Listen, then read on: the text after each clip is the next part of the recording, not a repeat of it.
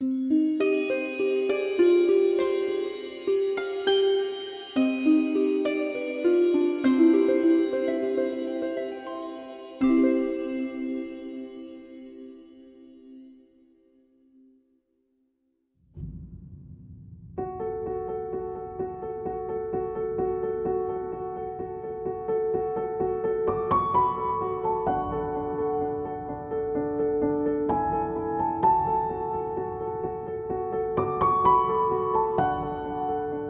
نکات شخصی خودم هم پیدا کردم.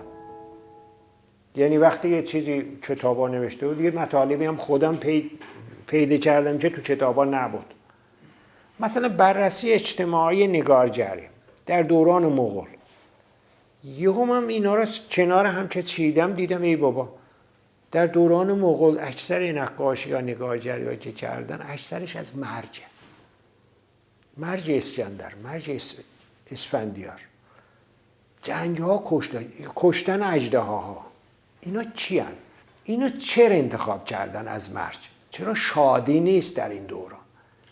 یعنی هنرمند با همه این که میگن که نگارگری ما تصویرگری هست، ادبیات کنارش هست، درسته ادبیات رو، ولی ادیب ها نبوده، نظامی چه کنارشون نبوده. یه کتابخونه بوده، اینا میرفتن کتاب رو میدادن دستشون، ولی انتخاب موضوع توسط هنرمند بوده. در اون کتاب ها داستان ها مقاطع شیرینی هم بوده، ولی اینا اومدن اون در مقطع تاریخ ما، مقطع تاریخ اجتماعی ما، تصاویری آوردن از درد و رنج و بدبختی و به صورت نماد. یکی از آثاری که من واقعا میدونم شاخص هست، بارگاه کیومرث هست، سلطان محمد.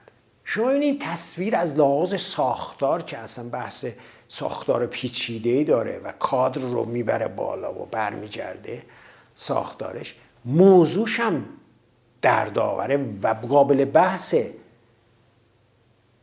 یه دوران گولد ایج هست کیومرث، در یه طبیعت خیلی زیبا که حتی حیوانات هم در اونجا در آرامشن. یعنی یه دوران طلایی. کیومرث نشسته، سیامک، هوشنگ، سروش.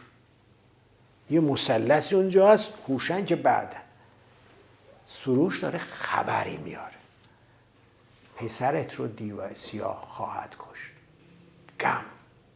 چهره کیومرث رو نگاه میکنیم، دردانگیزه، مثل اینکه سرنوشتش اونجا. سیامک هم نگاهش به پدرش هست. این چه انتخابی بوده سلطان محمد در قرن 15 کشیده؟ چرا این موضوع رو مطرح کرده؟ چه چیزی رو این میفهمیده در فراوری، در آینده؟ آیا این دنیای رنسانس رو میفهمیده؟ انسانگرایی میفهمیده؟ چه اون دیدگاه منه. آیا این چه نوع دورانی بوده که در زمان شاه طهماسب در تبریز با اون قدرت صفوی چرا این مقطع رو انتخاب کرده؟ در نقاشی‌های ما از اینا خیلی زیاده.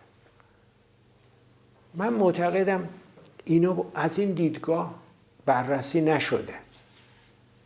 ممکنه دیدگاه ها من باشه و خیلی هم اشتباه باشه، ولی چون اینا رو دیدم، تصویر کردم، هر کار کوچیکی هم میتونه به ما کمک کنه. ما نبایستی هنر گذشته ما رو ادامه بدیم، به نظر من اون ساختار، ولی میتونیم درس یاد بگیریم. ابعاد مختلفی داره نگارگری ما، چه روند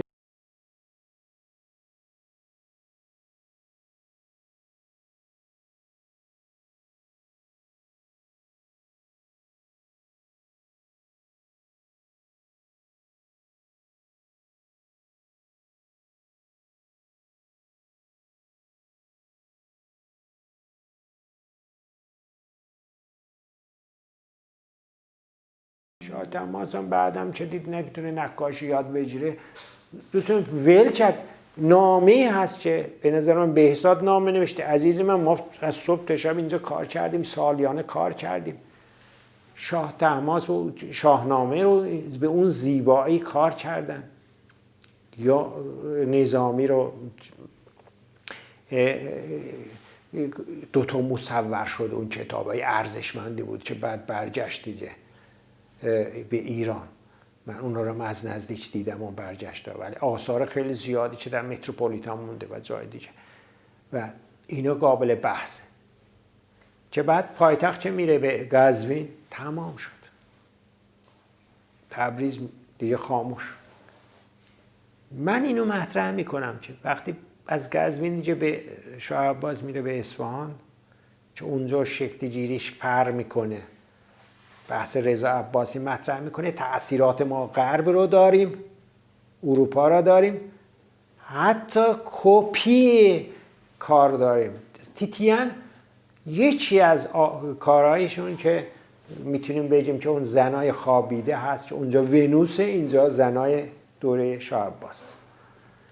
میشه اینو من میتونم 198 بگم، حالا همه چیز از همه قطعیته، ولی اینجا لباس پوشیده شد، اونجا ونوس، حتی حالت دستش و پاهاش همونه. یعنی نفوذی که پیدا کرده تا به نگارگری ما، نقاشان ونیزی اثر گذاشته با اومدن به دربار شاه عباس اینا. و تبریز خاموش میمونه. میخوام اینو بگم برات، اصفهان میمونه، امروز هم همون حالت رو داره، تبریز تمام میشه. ما یه دوران به نظر من فعالیت‌های خیلی جزئی انجام شده ولی شاخص نیست، خاموشیه به تمام معنا 400 سال میکشه تا بیاد هنرستان و اینا و شکل بگیره. نگاه بیشتر مدرنه، نو هست، حالا نگیم مدرنیسم چون جای بحثه. شما که اینو حالا استنتاج کردین از این بررسی ها، هیچ دریافتی که چرا به مرگ یا به نقاط حساس پرداخت، چرا این اتفاق، چرا شادی رو نداد؟ ببینید دوران خیلی تلخی بوده مغول. یعنی شما وقتی به معماری اون دوران نگاه میکنید، در تبریز اضطراب هست، عصبیت هست آدماش. دوران خیلی خوبی نبوده، وحشتی بوده و نقاش هم از این میرفتن دنبال همین تصاویری که اوضاع اون دوران رو به صورت نشون بدن. اصلا یه زمانی من نشستم و بگم مرجع اندیشی در نقاشی، اون تفکر مرجع اندیشی در شرق وجود داشته، از مصر بگیرید دوران باستان که مرجع اندیشی اصلا مراسمی بوده، مراسم تعزیه بوده فرعون ها انجام میگرفته، اصلا تصاویرش وجود داره، یه زنهایی هست که موز میگیرن تا اون روز. اصلا او اسطوره مصری یعنی مرج، به این دنیا که فکر نمیکنه و این تفکر خیلی رشد کرده. حتی از لحاظ نقاشی هم من نمونه های میتونم بگم، تصور کلی شهر در مصر 1500 وجود داره.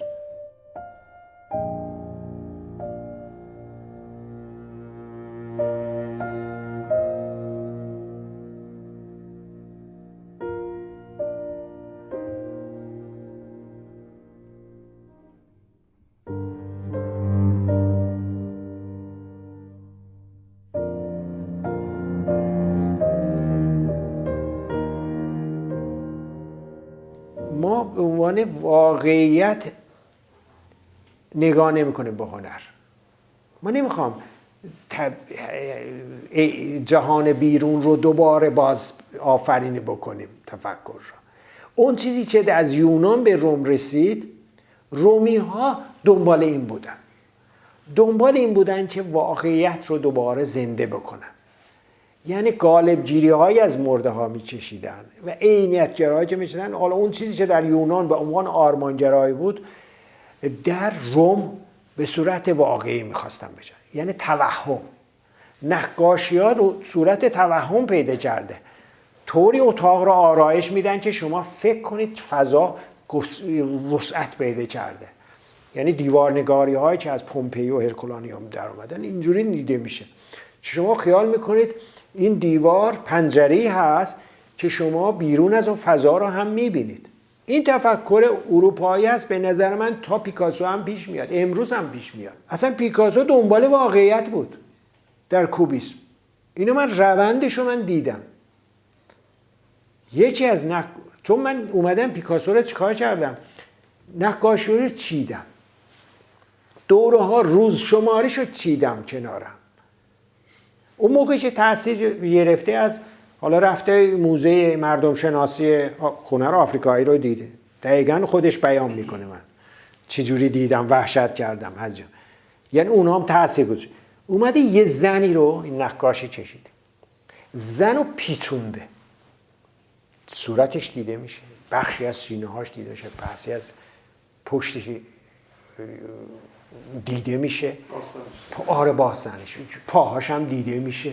یعنی پیچونده که بگه از این هنوز به اون کوبیسم ترکیب و تحلیلی نرسیده، هنوز اوایله، پیچونده که بتونه. یعنی این چه نگاه میخواد واقعیت رو نشون بده، یعنی کلش، یعنی یه سطح رو نشون نده. پیکاسو داره همین کار میکنه، بعد میاد اینا رو چه میکنه. یعنی نقاش دور مدر میچرخه، دورت بگردم همین کار است. پیکاسو داره دورش میگرده، تیچه تیچه از اینو در میاره و پیچیدش میکنه، تجربه میکنه. من به نظرم از لحاظ محتوایی همون چیزی است که تفکر رومی هست که اومده، تفکری هست که در اروپا وجود داره. ولی در شرق چی هست؟ در شرق ما اینو نداریم. نقاشی هست در مصر همون حدود 1500 قبل از میلاد هست. یه حوضی هست، ماهیایی هست، درختایی هم هست. حوض درست مستطیل، درست روبروی ما. عینیت فکر شما نمیتونید، خیلی به ندرت میتونید پیدا بکنید، چون اونجا راسیونالیست حاکم هست، عقلانیت هست. نقاشی رو عقلانیت میدونه، میگه حوض اینجوری باشه آبش میریزه. ایمیج نمیفهمه ولی شرق ایمیج میدونه، این تصویر میدونه، خیال براش مطرحه. میگه آخه این چه حوضیه یه خط دیده میشه. حوض یعنی این، ماهیام توشه. درخت رو اینجوری کامل میچشه، درست درخت رو چیده دور حوض. خب اگه حوض رو اینجوری ببینم، درخت رو هم از بالا ببینم، نمیبینه. درخت رو جای دیگه درست درخت رو میبینه، زاویه هم نمیبینه، کامل میبینه. درخت رو میچینه روی حوض، حوض هم کامل میبینه، ماهی هم توش. همین مسئله در نگارگری ما